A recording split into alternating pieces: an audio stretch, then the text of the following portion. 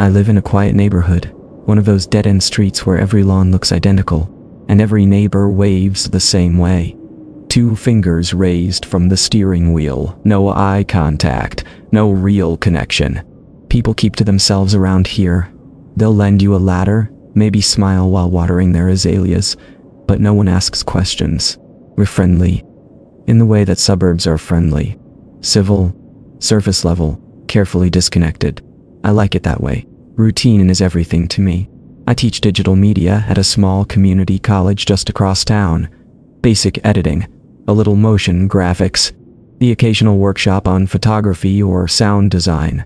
It's not glamorous, but I love it. It gives me structure, order. Every morning my routine is the same, almost religiously so. I wake at 6:00 a.m. sharp. Make coffee, 2 scoops, French press. Let it steep while I check my email. Odo, my cat, a cranky, overweight tabby who demands punctuality. Then, just before I leave for campus at 6:30, I check the mailbox. Always in that order. Coffee, keys, mailbox, car, rain or shine. Even on Sundays when I know there's nothing inside, I still open the mailbox. Something about the gesture soothes me. Like pressing save on a file you already saved. A small, unnecessary act that makes you feel safe.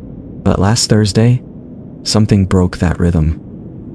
I remember everything about that morning because it was so ordinary. The air was cool, not cold. That in-between spring weather where you still see your breath, but it doesn't bite. The neighborhood was still, except for a sprinkler hissing down the street. When I opened my mailbox, I wasn't expecting anything. I saw the usual clutter, a pizza flyer, a circular from a hardware store, and a folded utility bill. And then, something else. A black USB flash drive. No label. No logo. Just matte plastic scratched down the middle, with a small crack near the connector. It sat there on top of the junk mail like someone had placed it deliberately, not dropped, not tossed. Set. No envelope, no note, no explanation. I looked around. No one was out. No cameras on my porch. Nothing on the street but parked cars and closed blinds. I picked it up. It was warm. Not sun-warmed, not at 6:30 in the morning.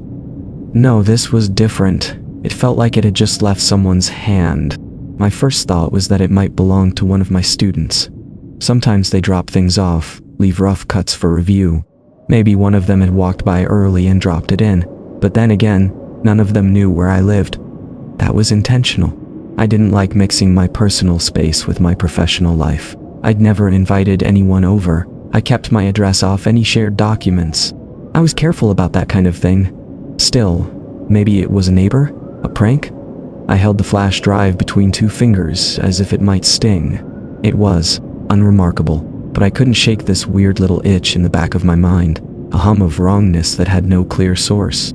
Like the moment you feel a nosebleed coming, or the instant before a power outage, that sensation that something's about to change. I put it in my pocket, and that, right there, is where the real story begins. Not when I watched the video, not when I found the second folder, not when I stopped sleeping. No, it all started with a simple decision. I didn't throw it away. I should have. God, I should have. I teach my students about digital hygiene all the time. Don't plug in random drives. Avoid unverified downloads. Be paranoid. Be careful. But that morning, I wasn't a teacher. I was just a curious idiot with an unexpected mystery. By the time I got to work, I had almost forgotten about it. Classes were packed. The lab printer jammed 3 times. Otto threw up a hairball under the couch and somehow dragged it halfway across the rug. Life happened, as it always does. It wasn't until after dinner, around 9:00 p.m., that I remembered the drive again. I was sitting on the couch, laptop open, grading project files with one eye on a rerun of the X-Files when I felt it in my pocket. Still there, still warm. I stared at it for a long time. You know that feeling when you're standing on a balcony or at the edge of a tall building? The irrational urge to jump, even though you'd never do it? That's what it felt like the act of watching was inevitable. I should say I'm not new to creepy media. I've taught classes on horror, aesthetics, urban legends, analog horror, all of it. I've dissected Candle Cove, been drowned, Local 58. I know all the tropes, I've seen all the tricks. This felt different, raw. So, like an idiot, I plugged it in. My antivirus flared up for half a second, then cleared. There was only one file. No folders, no metadata. Just a single MP4 file called "Look at Me," all caps, no extension hidden. That was it. The file was 43 seconds long. I hovered over it with the mouse, debating, and then I clicked. The screen flickered, not like an error or a stutter, but like static from an old TV. Analog noise, white grain over black. Then, slowly, the static cleared. It revealed a room, bare, dimly lit. A single lamp sat on the floor, casting long, thin shadows up the walls. There was no furniture, no windows, just a doorway behind the camera. The floor was bare concrete, cracks, stains, dust. The camera didn't move. It sat in place, dead center, as if someone had balanced it on a box or a shelf. No sound except the quiet hum of static under the image. And then, at exactly 16 seconds, a figure entered the frame. A woman. Thin, barefoot, wearing what looked like a pale hospital gown. She didn't walk so much as stumble. Her hair hung over her face. Her steps were slow, deliberate, as if her legs didn't quite belong to her. I remember holding my breath. She stopped in the center of the room and slowly looked up, right at the camera, right at the camera. Her face was pale, hollow. Her mouth trembled like she was trying to form words she wasn't allowed to speak. She stared for what felt like forever. Then, finally, she whispered, "One. He's watching me again." Her voice was cracked, like she hadn't used it in days. Then she added, "Please, if you're seeing this, don't watch the next one." And then, black, no fade, no credits, just instant darkness. The media player closed itself. I didn't touch anything. At first, I sat there staring at the screen, waiting for something else.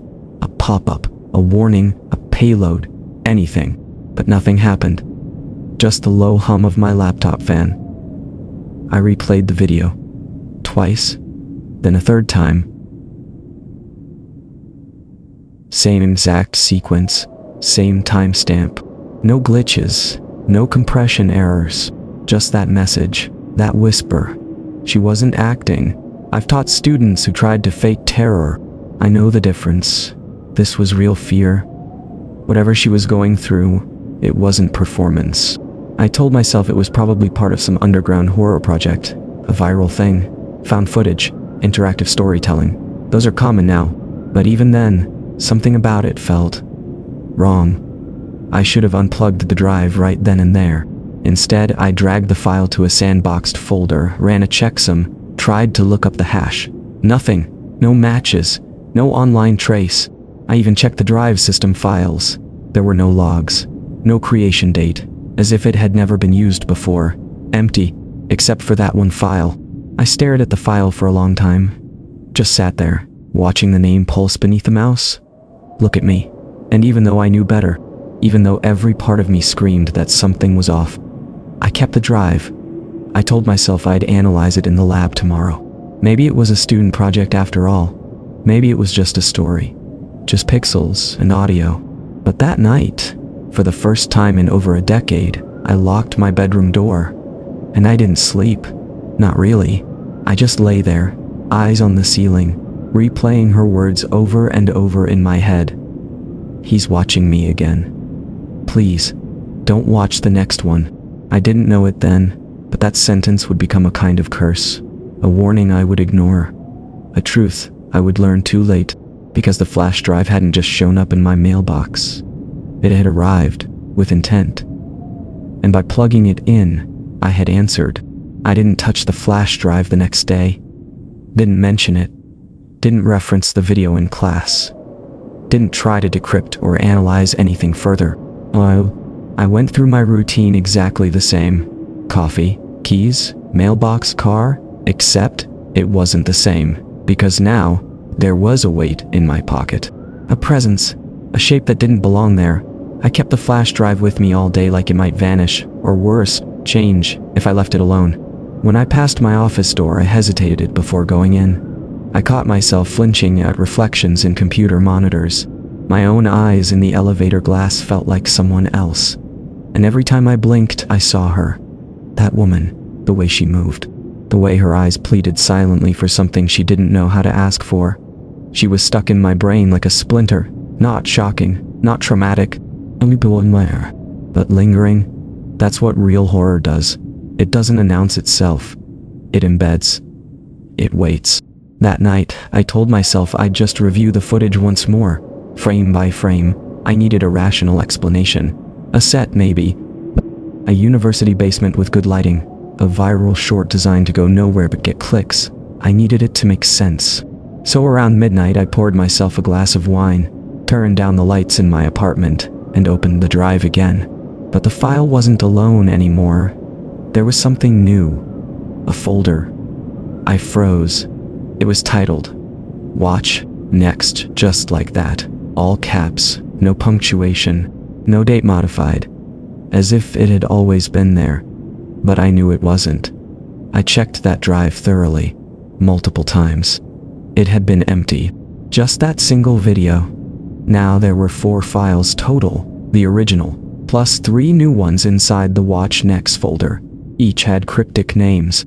2, corner, MP4, 3, sound only, MP4 for window, MP4 no thumbnails, no previews, file sizes were tiny, under a few megabytes each. I hesitated again, hovered the mouse over the first one, then clicked. 2, corner opened to the same room from the first video, that same lamp-lit concrete space. This time, the woman was already in frame. She stood facing the far corner, her back to the camera. She was shaking, a small, rhythmic tremble like she was cold, or trying not to scream. Her hair hung limp over her shoulders. Her gown was stained now, something dark along the hem. She didn't move. She didn't speak. The camera held still. The light flickered once. Then, the video cut. Only 11 seconds long. No sound, no movement, just her. I clicked the next one. 3 sound only. This one was different. The screen was black, entirely. No image, just audio. It started with a long silence.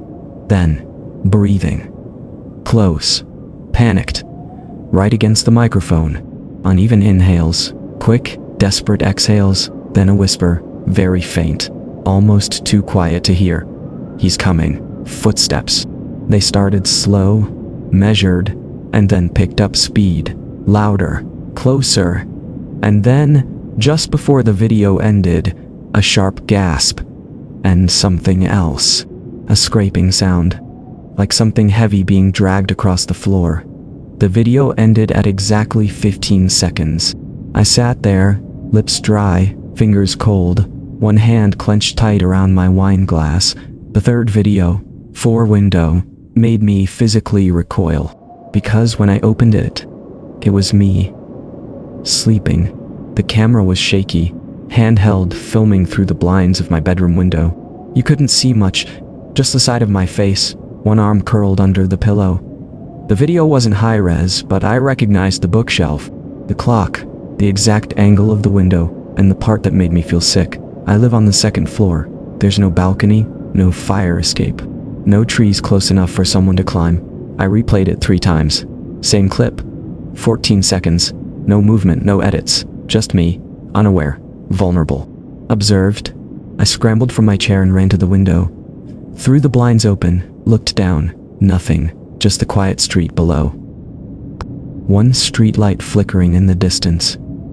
I turned on every light in the apartment. Walked room by room with a flashlight and a kitchen knife like some half-trained soldier. I checked the closets, the pantry, even the space under the bed, which I hadn't done since I was 8 years old. There was nothing. No signs of forced entry. No footprints on the sill. No broken locks. But something had been there.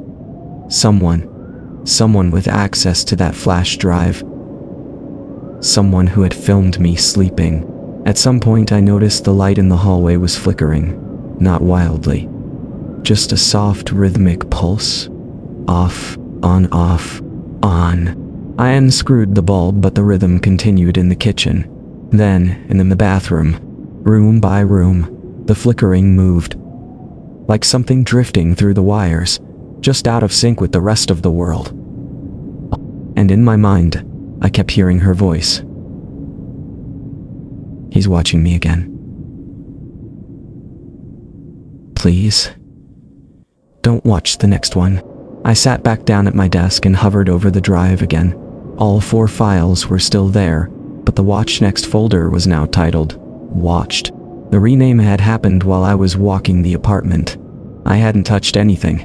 My hands trembled as I reached for the cord and yanked the drive from the laptop. My screen flashed black for a second. Just a second. Then returned to normal.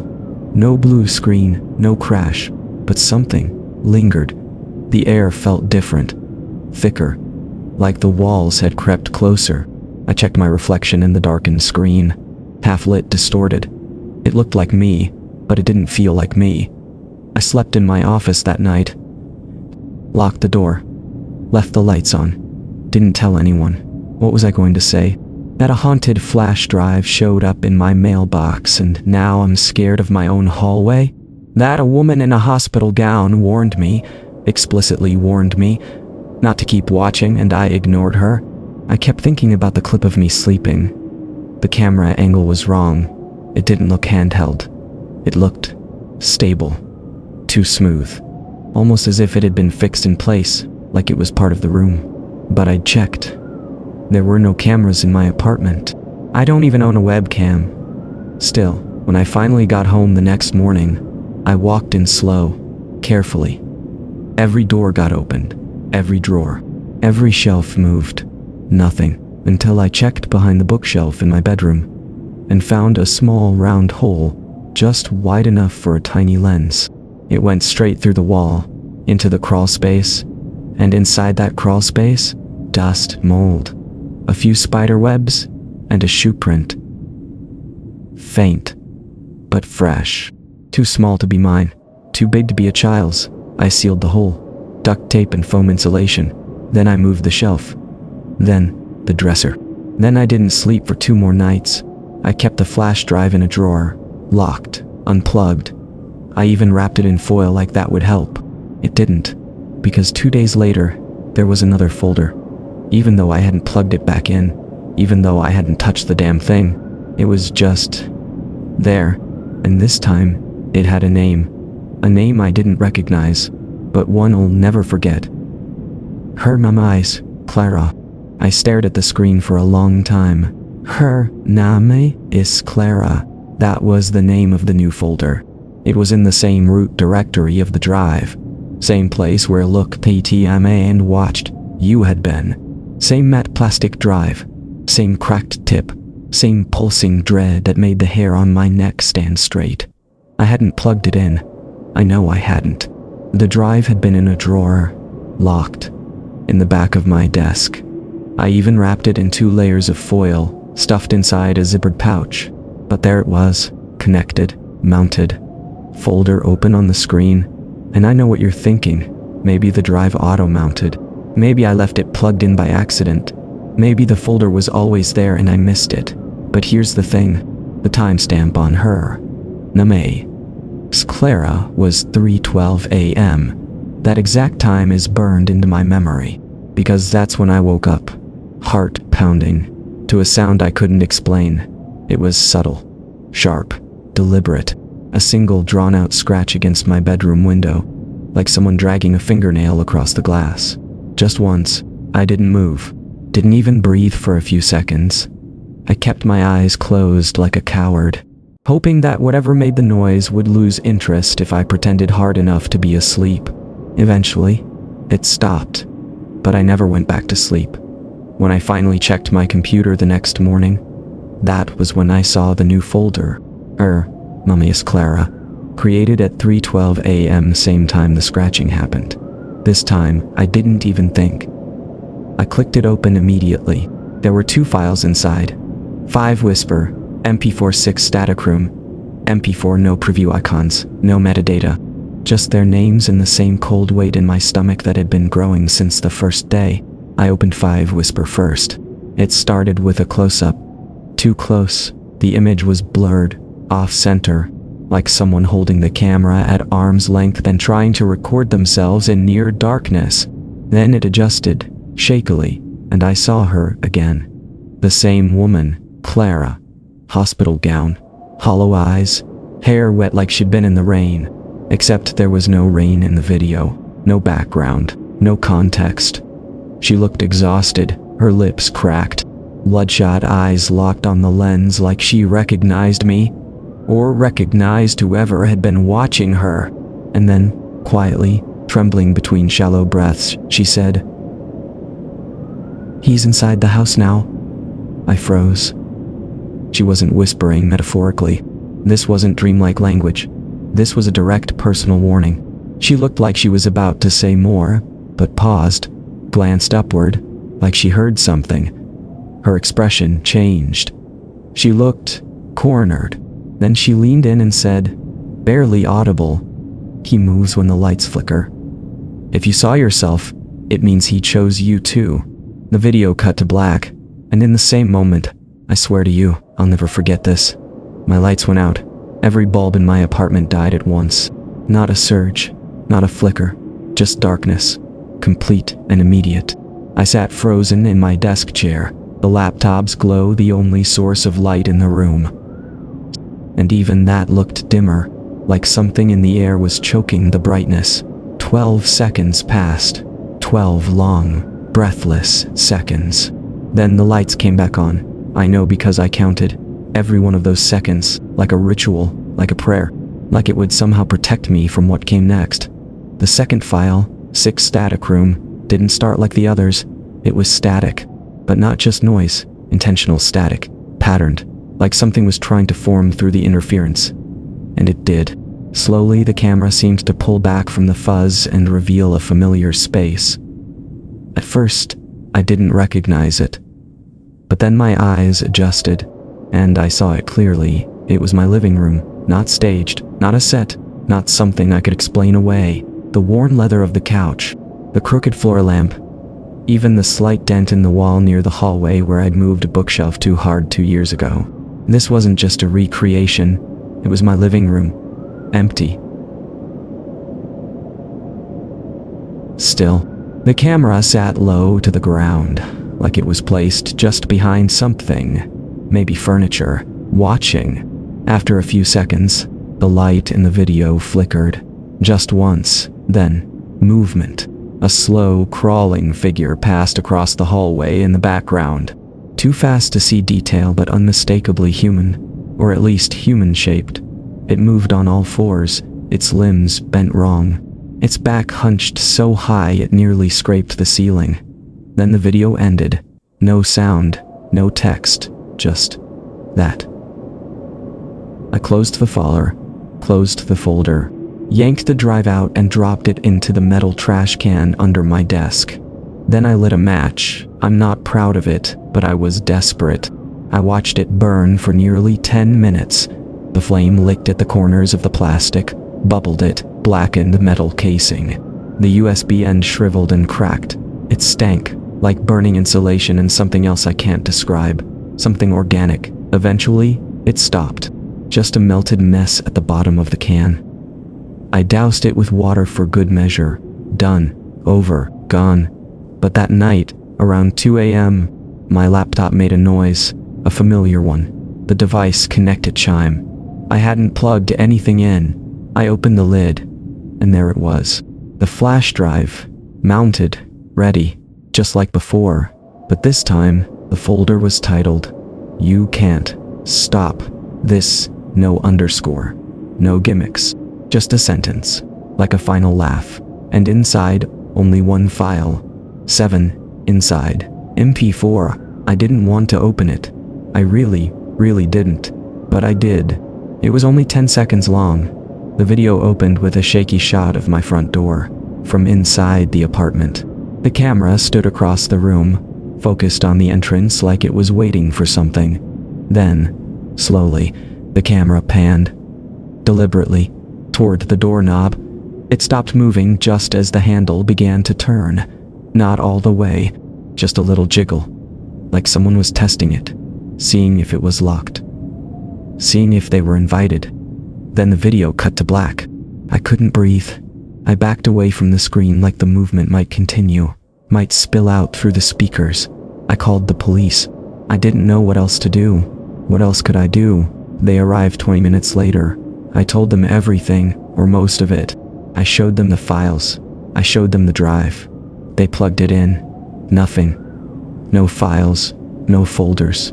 No trace. They ran basic forensics on the hardware and found zero data. Not wiped. Just blank, like a drive fresh out of the box. I asked if they saw the melted exterior. They shrugged it off. Said maybe it had short-circuited. Said maybe I imagined the rest. I didn't fight them. What was the point? But after they left, I plugged the drive into my own laptop again, and the files were back. All of them. Still watching. Still waiting. I didn't sleep that night. I haven't really slept since. They say sleep deprivation can make you hallucinate. That after a few nights without rest, your brain starts filling in gaps that aren't there. Shadows in corners, whispers in static. Little lies it tells you to make sense of the things you're too tired to process. I used to believe that. Now I know better. Because this wasn't my mind breaking. This was something else. Something outside me, moving in. I stopped going to work after the drive came back. I called in sick the first 2 days. On the third, I just didn't answer the phone. I left the blinds drawn, unplugged every light, covered every reflective surface. Not because I thought that would help, but because I didn't want to see it again. The video, the door handle turning, the figure in my hallway. And still, the files kept coming. Every morning, like clockwork, a new folder appeared. Always in the same structure, one-word names, uppercase, no metadata, no explanation. The folder on day 4 was called Inside You. It had a video of me, again, but this time, I was awake, sitting at my desk, writing something in a notebook. I don't remember doing that. I don't even own that notebook. And yet, there I was, plain as day, time stamped for 4:12 a.m. The angle was from above, like a ceiling corner, exactly where the smoke detector used to be. I'd removed it days earlier, but in the video, it was still there, and the red light was blinking. I started keeping a log, handwritten only, no devices, no screen time. I thought maybe if I pulled away from the tech, it couldn't reach me, couldn't update, couldn't grow. I wrote down everything. When the drive appeared, when the lights flickered, what I saw, what I thought I saw. On day 5, I noticed something strange. The files weren't just random. They were escalating, each one more personal, more invasive. That day's folder was titled Room.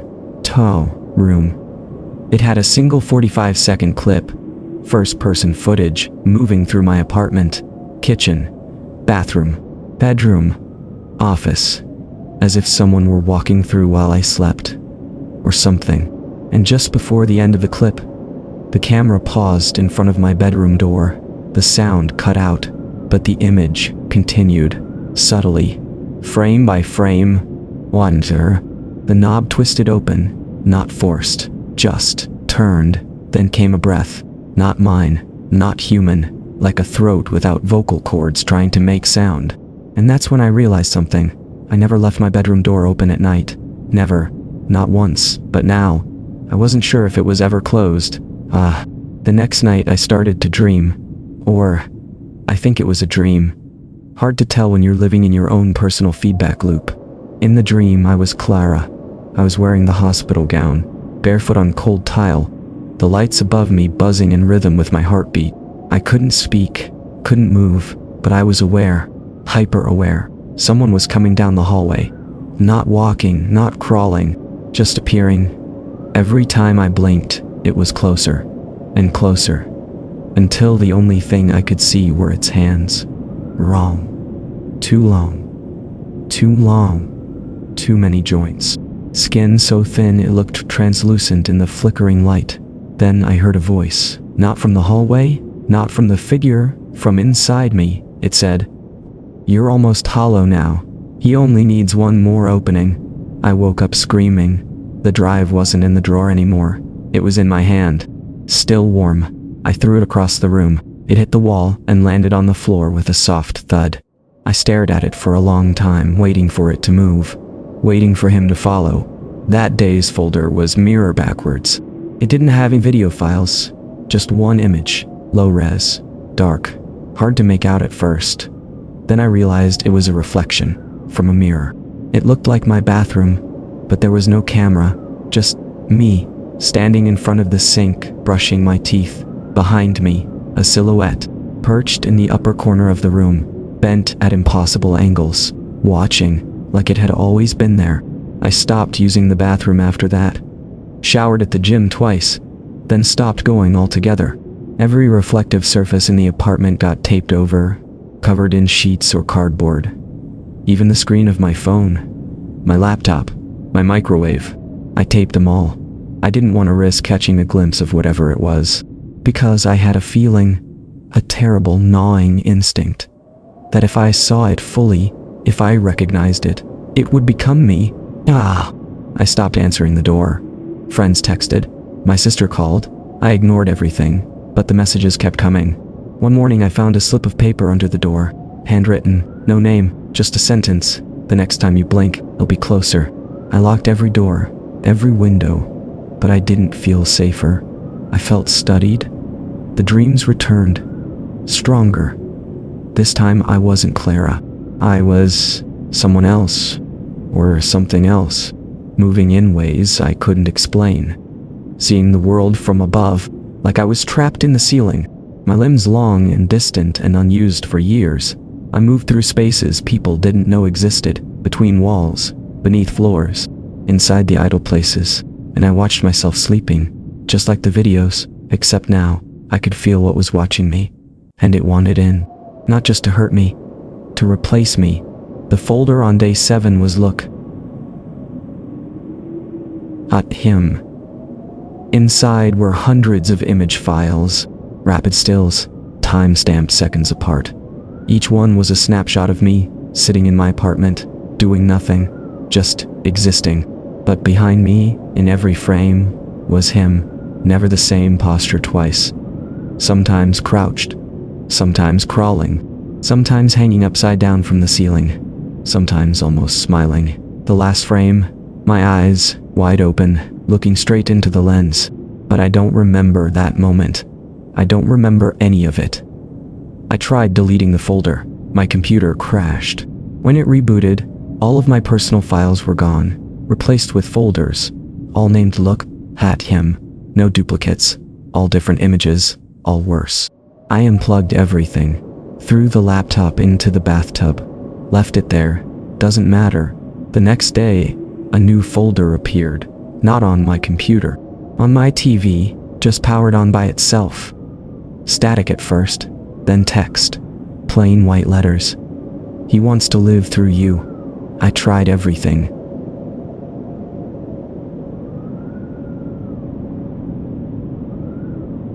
Salt lines. What? Candles? Online rituals. I burned sage until my smoke alarm, the one I thought I'd removed, started screaming. I didn't turn it off. I screamed with it. I screamed until my throat bled. And still, the folders kept coming. Each one chipping away more of what made me me. Replacing it with footage, fragments, him. The last folder, so far, was titled her final words. It had one file. Clara goodbye. M. Führer. In it she looked different. Not just tired, broken. Her arms were covered in writing. Symbols I didn't recognize, carved, not inked. She looked into the camera, eyes glassy, voice barely a whisper. It doesn't stop. It just chooses someone else. If you're watching this, I'm sorry. She raised something into frame, a new flash drive, unlabeled, cracked tip, matte black casing. I thought I could destroy it, she said. but all I did was hand it off. Then she smiled, not at the camera, at someone behind it, and said, "Your turn." The screen went black. That was the last video.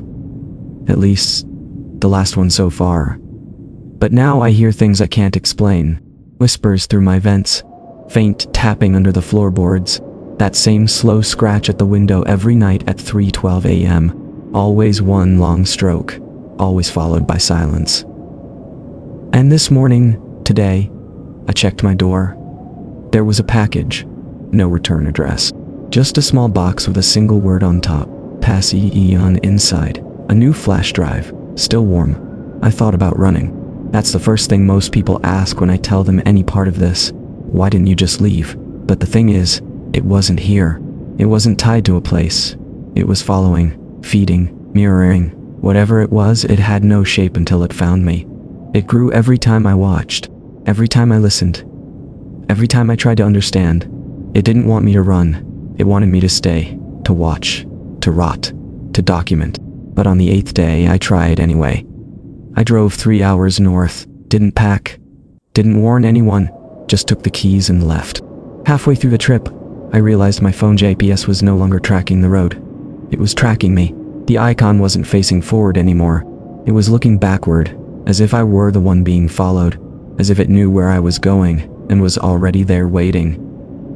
I stopped at a cheap motel off the highway, didn't check in under my name, didn't bring any electronics, just the notebook, a flashlight, and a crowbar I'd taken from the garage. I didn't plan to sleep. I planned to burn the flash drive, really burn it. There was a fire pit out back, rusted, lined with ash and beer cans. I built the fire myself. Dry pine, cheap lighter fluid, dead twigs. I waited until it was hot enough to curl metal. Then I dropped the flash drive in, and I waited, and waited. It didn't burn. It didn't burn. It didn't melt. The flames bent around it, like it was protected, like it belonged to something else. When I reached in to grab it, it was cold. Back inside the motel room, the light began to flicker. Not like a dying bulb, more like a strobe. Fast, deliberate, almost like Morse code. I pulled the bulb from the socket. The room went dark. That's when I saw the TV, unplugged, still off. Flicker once, then the screen blinked on. A folder appeared in the center. White letters on black. "You can't stop this." I turned away, sat in the bathroom with the flashlight under a towel, tried to write, tried to breathe. That's when I heard the first knock. Not at the door, not on the wall, inside the room. 3 knocks, hollow, like came from inside the headboard. I froze. The knocks came again, then stopped. Then, from the static of the TV, a voice. "Come see what you've become." I kicked the TV off the stand, smashed the screen. When it hit the floor, it didn't shatter. It breathed, like lungs, like something gasping to keep the signal alive. I ran. Left the motel room door wide open. Didn't even bring my keys, just the flash drive. Somehow, it was still in my pocket, still warm, still waiting. Back home, things were worse. I knew they would be, because I didn't beat it. I didn't outsmart it. I just gave it time to dig in deeper. The air in my apartment felt heavy, like walking into a room where someone had just been murdered. Thick with a violence you can see, but you know is there. There were no new folders on my laptop. Just a single file sitting on the desktop. A text file. Named, Good Tree. TX'd inside, 1 line. "He let you go because you brought him back." I threw the laptop out the window. Drove to a landfill 2 counties over. Buried the flash drive under concrete blocks and rebar. Didn't tell anyone. Didn't say a word. But the next morning, I woke up with dirt under my fingernails. And the flash drive was on my pillow. I lost time after that. 3 full days. Gone. No memory. No food in the fridge. Every clock in the apartment frozen at 3:12 a.m. The stove. The wall clock.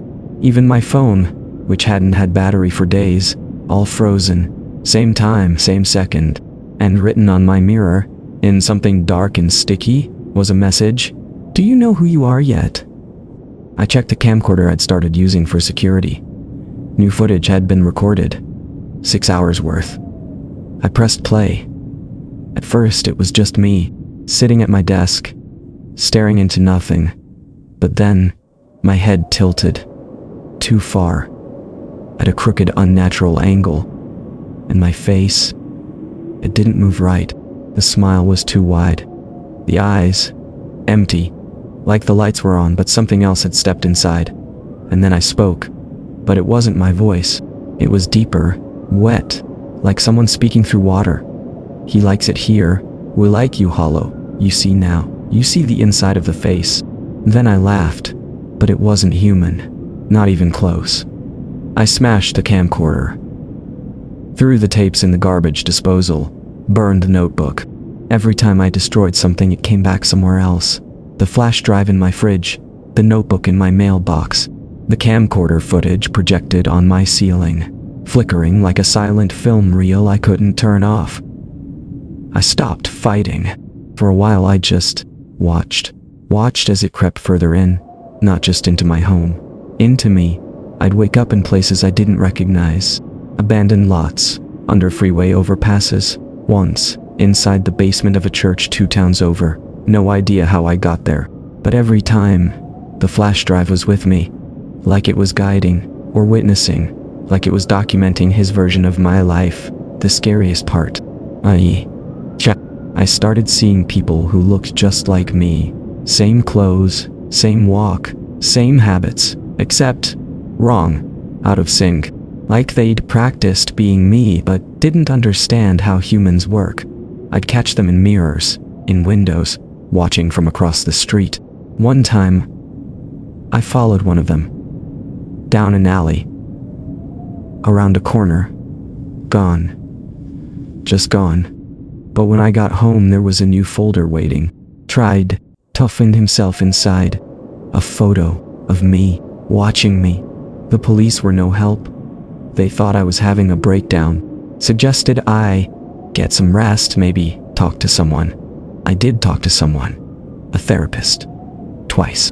The second time he asked if I believed in imposed narratives. I asked what that meant. He said, when a story becomes real enough, the body follows. Gross. I never saw him again. But 2 nights later, a new video appeared on my TV. It was him, the therapist, sitting in his office. And behind him, blurry but undeniable, the thing, the he. Standing in the shadows, arms too long, face blurred like static, watching. Always watching. I tried again to destroy the flash drive. This time I ground it with a drill, split the plastic, smashed the connector, melted what I could, then threw the remains into a river. Gone. Finally, gone. That night, I didn't sleep. Not from fear, from relief. I made tea, read a book, sat in silence. For the first time in weeks, there were no knocks, no lights flickering, no folders, just peace. For a while. Then, at 3:12 a.m., the doorbell rang. Not a knock. A ring. Soft, polite. I didn't answer. Not right away. But eventually, curiosity took over. I opened the door. No one was there. Just a small box wrapped in black twine. I brought it inside, sat it on the table, and I swear it breathed. In, out. Shallow. Hungry. I opened it. Inside, the flash drive. Whole again. New message etched into the plastic. You're not done yet. I plugged it in. I don't know why. I just had to. The screen turned black. Then, text. Say it. Below it. A blinking input field. I typed, "What do you want?" The text changed. Say it. I typed, "Please stop." Again. It blinked. Say it. Then the folder opened. A single file. Already. M4. I didn't watch it. I won't. Because if I do, he finishes the story. It's quiet now. Too quiet. The kind of quiet that feels...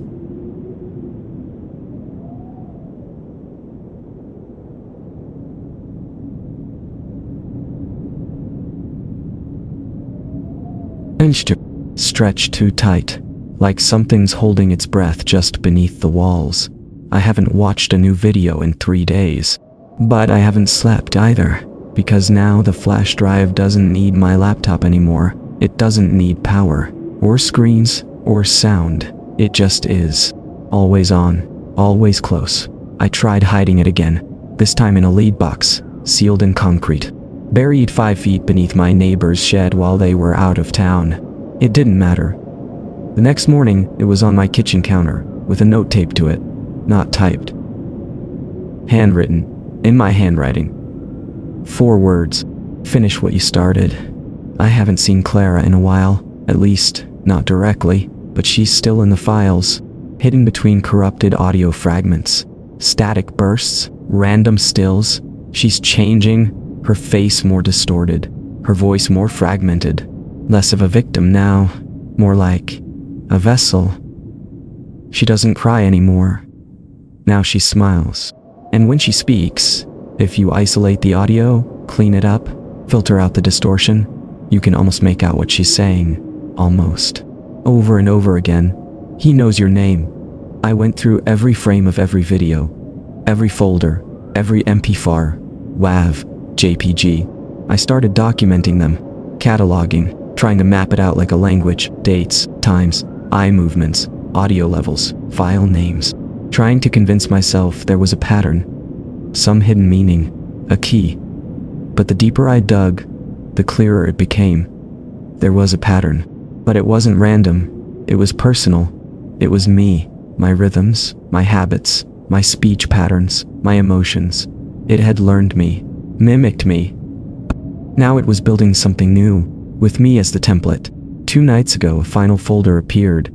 It didn't have a name at first, just an empty directory that pulsed like a heartbeat. Then the name blinked into existence. It's your turn, now inside. A single file, no name, no extension. Just a string of characters that looked like static until I viewed it in hex. The data formed a loop, a feed, a live feed of my webcam, recording. Not just me, but what was behind me. In the darkness, just barely in frame, something moved. Something crawling. I haven't turned around since, not once. I don't sleep with the lights off anymore. I don't speak unless I have to, because now, when I speak, there's an echo that doesn't match, a delay, a murmur, like someone repeating my words in a different room, a few milliseconds behind. Only it's not someone, it's him, the echo. The thing I've been watching, the thing that's been watching me.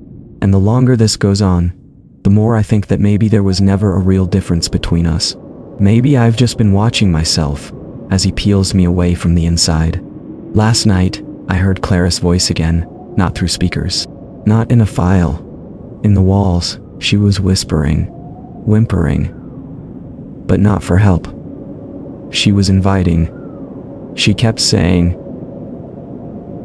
"He needs someone new. He's almost done with you." I opened the laptop this morning. One final folder sat there. Transfer complete. The drive ejected itself. I swear to you, I watched it slide out on its own. When I picked it up, it was cold. Not warm like before. Lifeless. Empty. Done with me. Which means, me. It's looking for someone else now. That's why I recorded this. Why I wrote it all down. Why I'm telling you now. Because the flash drive, the one I thought was meant for me, it never was. It was always meant to move. Passed from one person to the next. Through a mailbox, a sidewalk, a trash bin, a story, a video, a voice, like this one. I need you to understand something. This isn't a confession. It's a warning. If you've listened this far, if the words feel familiar, if your lights flickered while I was speaking, if you hear scratching at your window tonight, don't look, don't look, don't turn around, don't open your eyes, because the flash drive has already found you, and he doesn't need the file, he just needs you to listen. So good night, and don't forget to check your mailbox in the morning.